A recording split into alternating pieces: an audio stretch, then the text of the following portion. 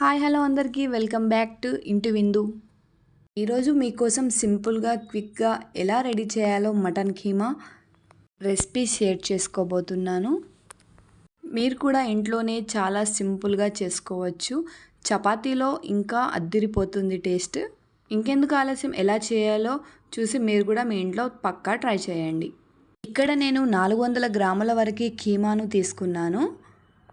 ఈ రెసిపీ కోసం 4 వరకు టమాటోలను తీసుకున్నాను. చిన్న చిన్న పీసెస్లా కట్ చేసుకొని ఇప్పుడు ఒక మిక్సీ జార్ని తీసుకొని ఇప్పుడు ఇందులో చిన్నగా కట్ చేసుకున్న టమాటో ముక్కల్ని తీసుకొని ఇందులో వేసుకొని గ్రైండ్ చేసుకోవాలి.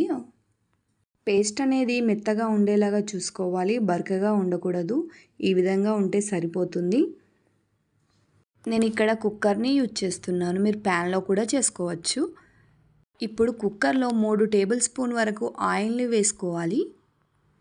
ఆయిల్ అనేది హీట్ అయిన తర్వాత ఇందులో 3-4 వరకు పచ్చిమిర్చిని తీసుకోవాలి. ఇవి కాస్త వేగాక ఇందులో మనం తీసుకున్న కీమాను వేసుకోవాలి. మంటను లో ఫ్లేమ్లో ఉంచి కలుపుకుంటే సరిపోతుంది. అలాగే కీమా కుక్కర్లో చేయడం వల్ల చాలా తొందరగా కుక్ అవుతుంది, అలాగే సాఫ్ట్గా కూడా ఉంటుంది. అలాగే ఈ విధంగా కలుపుకున్న తర్వాత మంటను లో ఫ్లేమ్లో ఉంచి ఒక 2 నిమిషాల పాటు మూత పెట్టేయాలి. చూడండి, ఇందులో ఉన్న వాటర్ అన్నీ పైకి ఈ విధంగా తేలుతుంది. ఇప్పుడు ఈ విధంగా కలుపుకోవాలి. కొంచెం ఆయిల్ అనేది పైకి తేలే వరకు మంటను లో ఫ్లేమ్లో ఉంచాలి. ఇప్పుడు ఇందులో పైనుంచెల్లి పసుపుని యాడ్ చేసుకోవాలి. అలాగే అల్లం వెల్లుల్లి పేస్ట్ కూడా వేసుకొని ఒకసారి నెమ్మదిగా కలుపుకోవాలి. ఇలా అల్లం వెల్లుల్లిపాయ పేస్ట్ వేసుకున్న తర్వాత కొంచెం ఉప్పుని యాడ్ చేసుకోవాలి. వీటిని వేసుకున్నాం కదా, పచ్చివాసన పోయే వరకు లో ఫ్లేమ్లో వేయించుకోవాలి. గుర్తుంచుకోండి, లో ఫ్లేమ్లోనే వేయించుకోవాలి. హై ఫ్లేమ్లో అయితే అంతా అడుగంటిపోతుంది. ఇప్పుడు 1 నిమిషం పాటు మూత పెట్టేద్దాం. తర్వాత ఈ విధంగా కొంచెం ఆయిల్ అనేది పైకి తేలి వస్తుంది. ఇందులోనే నేను 3 టేబుల్ స్పూన్ వరకు కారంని యూజ్ చేస్తున్నాను. మీరు మీ రుచికి సరిపడా వేసుకోండి కారం అనేది.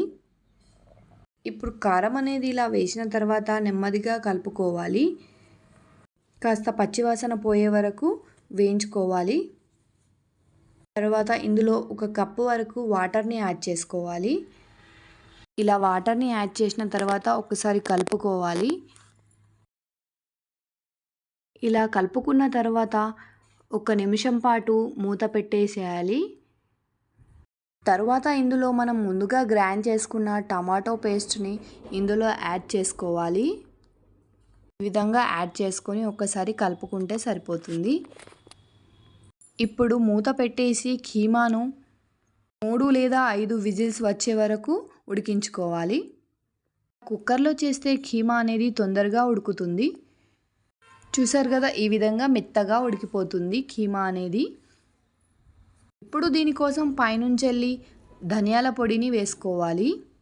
అలాగే ఇంట్లోనే ప్రిపేర్ చేసిన మసాలాను యూజ్ చేస్తాను నేను.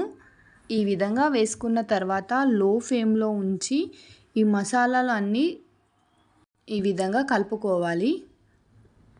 మీకు ఉప్పు తక్కువ అయితే ఇప్పుడే వేసుకోండి. చూసారు కదా ఎంత ఈజీగా కీమాను ప్రిపేర్ చేసామో ఇంట్లోనే.